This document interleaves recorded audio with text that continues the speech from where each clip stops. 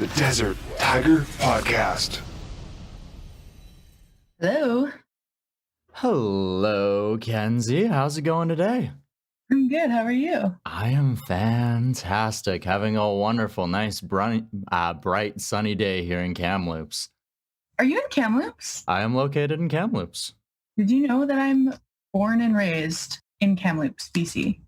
I did know that. I guess you read my bio, but Maybe. Just a little bit. I would hope I did. Oh, that's so funny. Yeah. I've been here for about 3 years now, so... Huh? Yeah. How's Vancouver treating you then? Good. It's sunny. I think it's our last day of sun for probably forever. First and last. I'm sure it'll be sunny again in like 2 weeks, but it's been raining for months. And then we've had like 5 glorious days of like 20-degree weather, really beautiful sunshine, and it's all over tomorrow, unfortunately. Then it goes back to that classic Vancouver rain, hey? Yeah, like my mom always complains about when she comes down. She's like, this weather, It's hilarious. how do you live here? It's hilarious because you'll get to right on the outskirts of Vancouver and suddenly it'll just start pouring rain on your car and you're like, well, it's been sunny the whole way here. Yeah, totally. And it's never just a drizzle. It is like like the heavens open up and it like pours down. Absolutely. It's an experience every single time. Yeah, 100%. Awesome. So you've got a single coming up here very soon that we're connecting to talk about today. Yeah, I do. All right. So let's jump on into things then. So you released your debut single, we'll say, in 2019 with Black Magic. But from what I can see, you wrote the track in 2015. So what was that time in between demoing and writing this track and actually getting to the point of releasing it in 2019? It's a great question. When hearing you say it like that, I realized that there was quite a lag in between when I wrote it and when I actually like put it out into the world. But yeah, so I would have written it, I can't even think of how old I would have been in 2015, but I wrote it when I was in college. I was in like my first or second year. So I guess it would have been like 19 or 20 when I wrote it probably. And I was in university at the time and I met a producer. I was kind of trying to meet producers in Vancouver at that time. And because I didn't really have recordings to show people what I sounded like, it can just be a little bit of a process because you're kind of like cold emailing people and sending them voice memos and being like, I promise I'll sound good if you record me on proper things. So yeah, I was at that time just kind of trying to make connections and develop as a writer and as a performer. And I met a producer in town, Winston Hoschild, and we ended up working together and we actually made a full like 5-track EP together. But as you observed, there was like quite a lag in between when I wrote it and when I actually ended up releasing it. And by the time Black Magic came out, the song really didn't feel like me anymore, because it had just been so many years at that point. And I kind of felt the same way about the rest of the EP. Like Winston did a great job. He's like an excellent engineer and producer, but something about it just didn't quite feel right. But I had these songs, they were like technically well recorded. And so I kind of started using them to try to make connections with a couple of other people in the industry. I ended up meeting a grant writer. We applied for a Factor artist development grant using that song. And then because we got the money for that, I ended up sort of using that to meet the producer that I finished writing my upcoming single with. So it was not all for naught. Like good things came out of it. And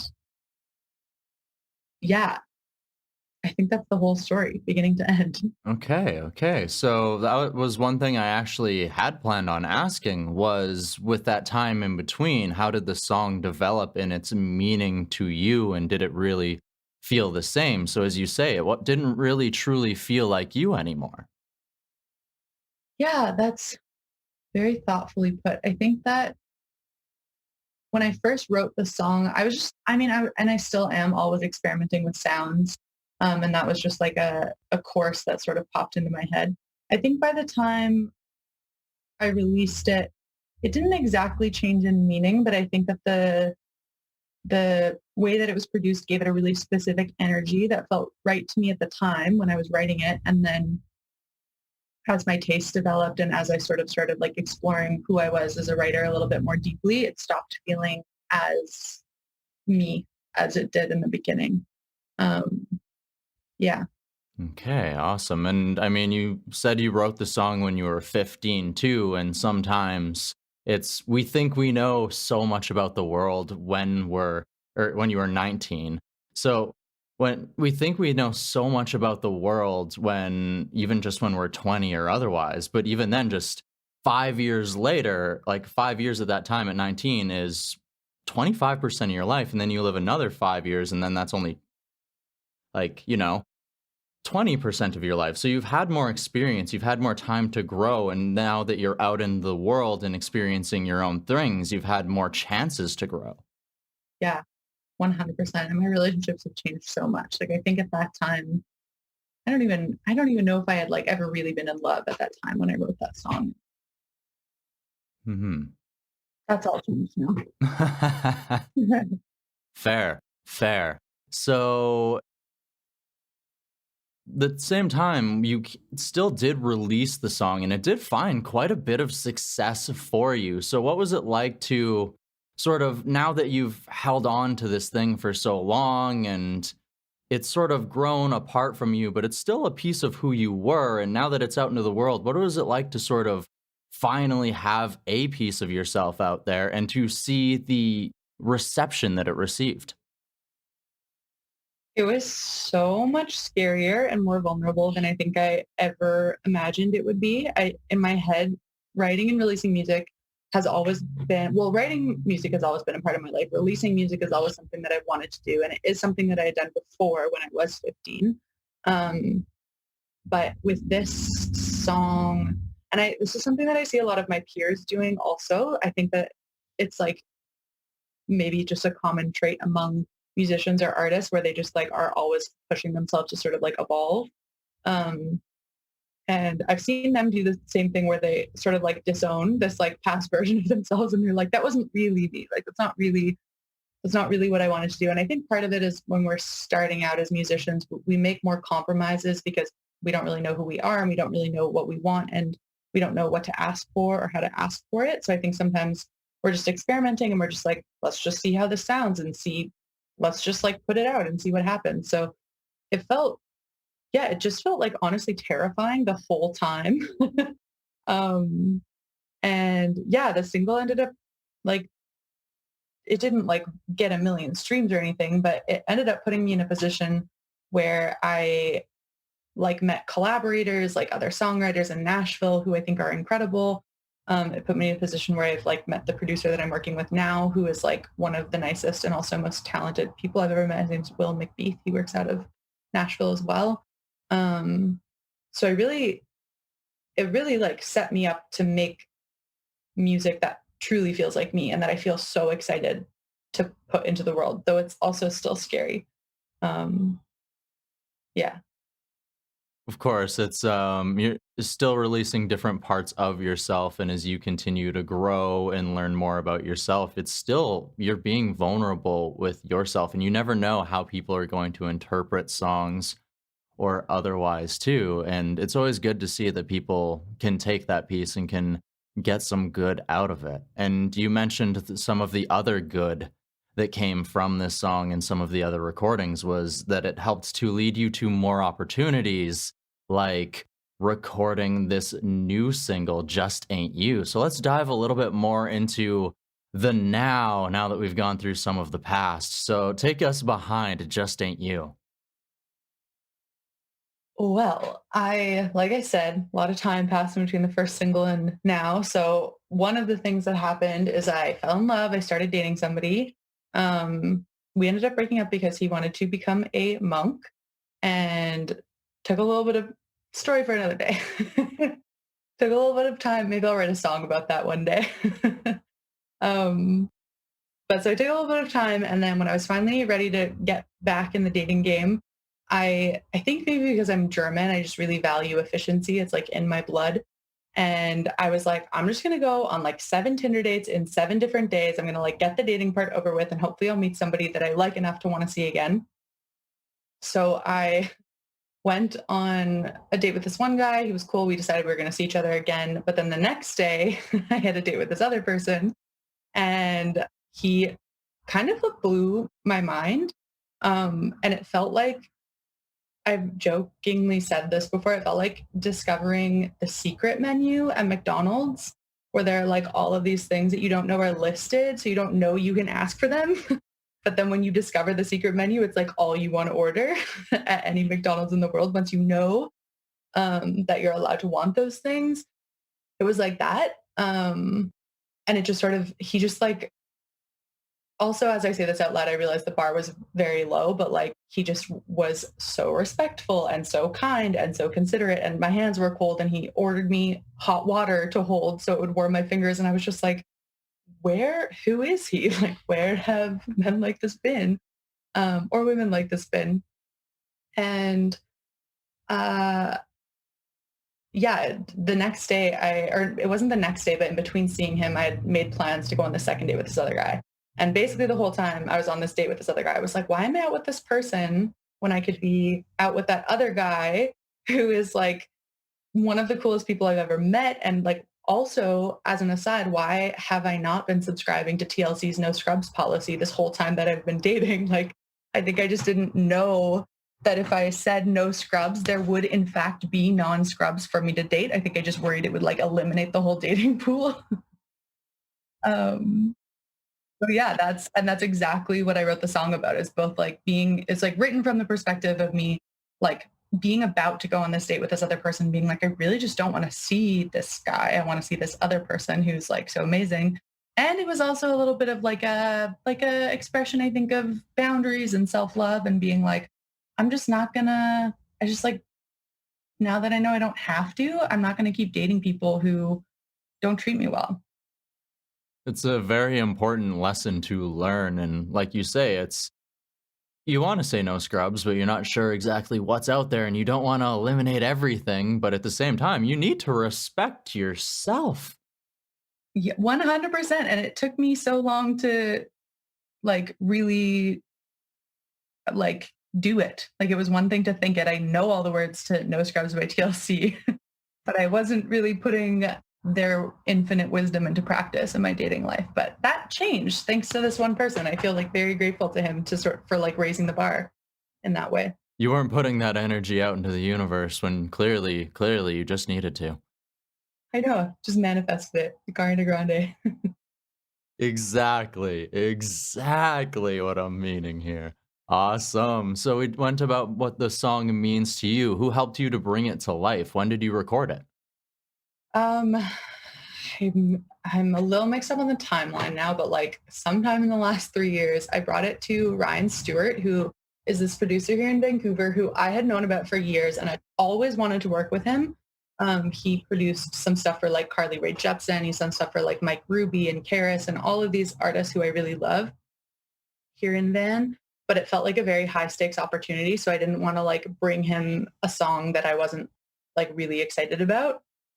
So we like were in each other's inboxes for a while. And then I finally booked a demo with him. And the song was it was like 60% done. I had the verse, I had the pre-chorus, and I had the chorus, and that's it. And I brought it to him and I was like, I have felt so protective of this song. I've been saving it for you if you want to work on it. And he was like, yeah, let's do it. So he helped me like take it over the finish line, and I think really elevated the songs with his contributions.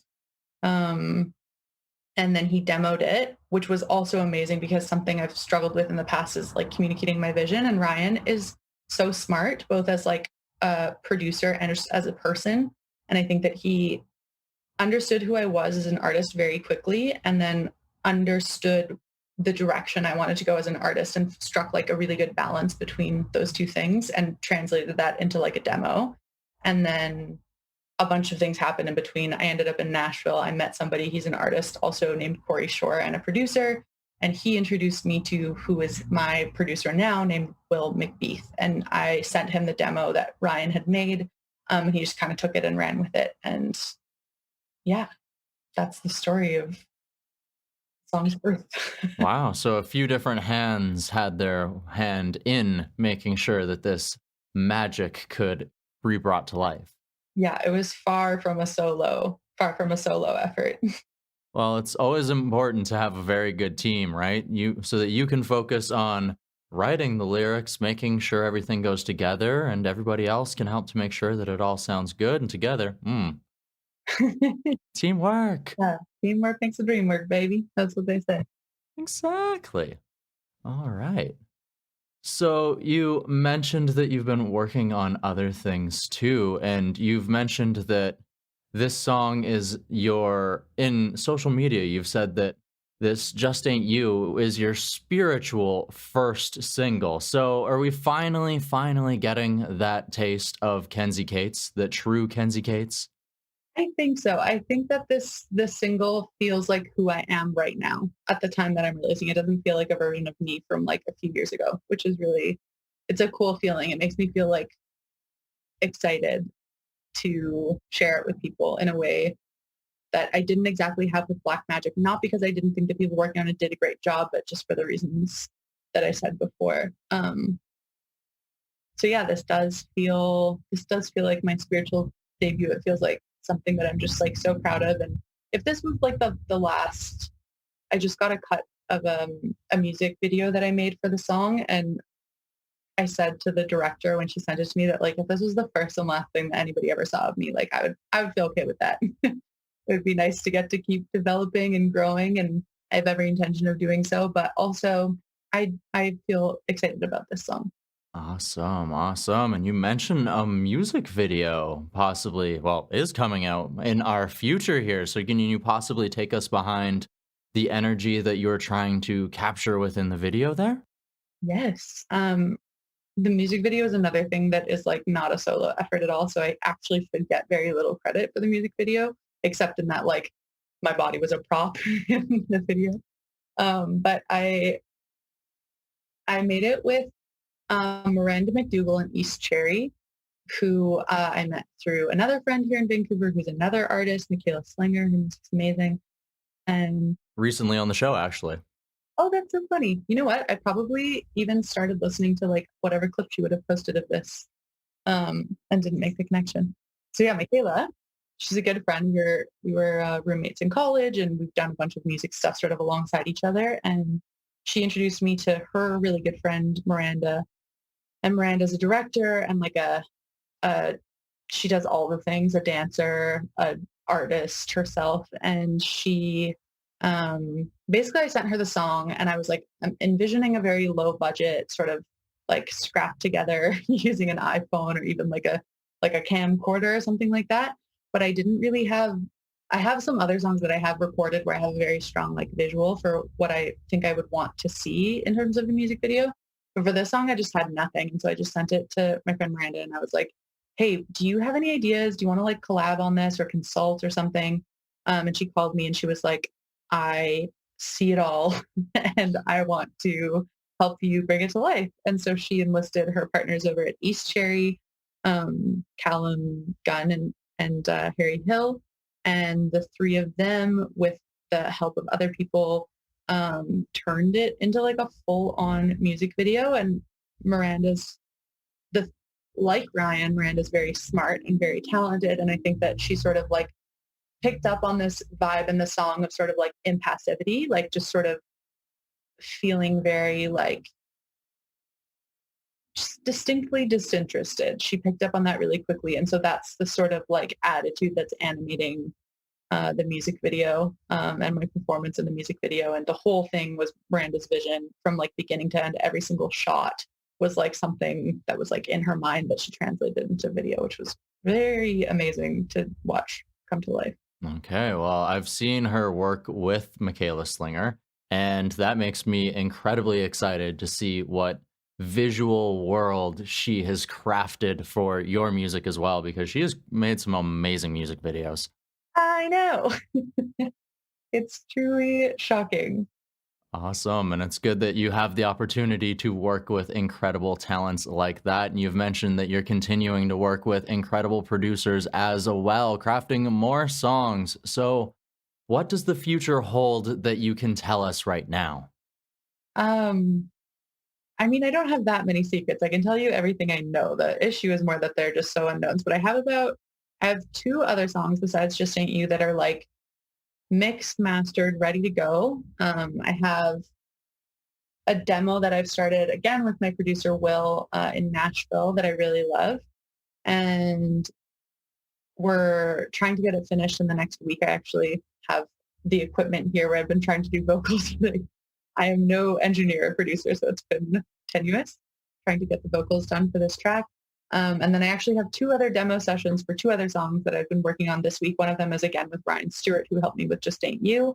And another one is this guy in New York, Boy Blue Baby is his artist name. He's also a very talented musician in his own right. And um, yeah, there's like, so hopefully by the month end, I'll have 5 tracks. Only 3 of them will sort of be like really ready to go, or no, 4. Yeah, 4 tracks. And I'm planning on releasing at least 2 in the next, like before the end of the year, before 2021 is out. And yeah, hopefully, I mean, it would be great if this sort of same thing that happened with Black Magic happened again with this single, where putting it out means that I can get into rooms with people who I am so excited with and who maybe I wouldn't have had the opportunity to work with otherwise, other writers and other producers. I also have every intention of continuing to work with the people I currently work with, but to just sort of like keep growing the ecosystem that's behind every single artist and diversifying and learning from different people. And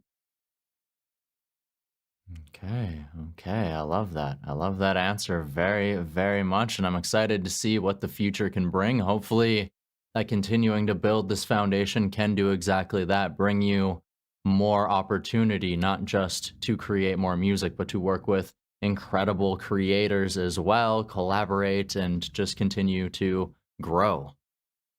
yeah, I hope so too. I feel excited for the year ahead. I'm really excited to release the track. I'm really excited to see what happens with it and what it does once I release it out in the world.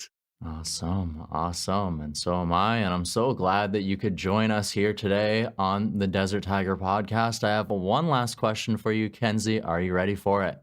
Please. Okay. So we've dove behind your growth as an artist through this time, through releasing Black Magic, growing more into yourself, into this new single, Just Ain't You. But now what I want to know is this process of time of building yourself as a musician, crafting your style and your sound and otherwise.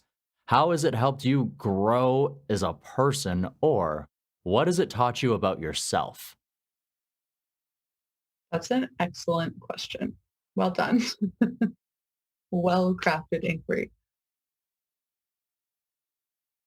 I think it has taught me a lot of things about myself, and it's always helping me grow as a person because music is my primary outlet. Like that's how I process all of my emotions. Anytime I feel bad about something or even excited about something, I like turn it into a song. Um, and I think one of the ways it's really helped me grow as a person is to start like being in my own corner and start sort of advocating for myself and finding a voice, not only in the sense of like I'm writing songs and I'm expressing my voice in that way, but also like asking for what I want and saying no when something doesn't feel right, whether that's in terms of production or in terms of like creative vision or like a photo shoot. I think there was a time when I sort of just would have done anything that anybody asked me to do because I'd be like, well, I don't have any other ideas. And I've sort of learned over the last few years that like I'm not a visual genius. I don't exactly always know what I want, but I do have a strong sense of who I am, and at the very least, what I don't want. And I think that the process of recording music and building all of the things that go into supporting music creation and release have really been exercises in like self-assertiveness and trusting myself. Wow. Wow. I really, really love that answer. Thank you. Thank you so much for sharing that, as well as your journey up until this point with us here today on the Desert Tiger podcast. Thank you so much for having me. It's been such a pleasure getting to reflect on my journey up until this point with you. The Desert Tiger Podcast.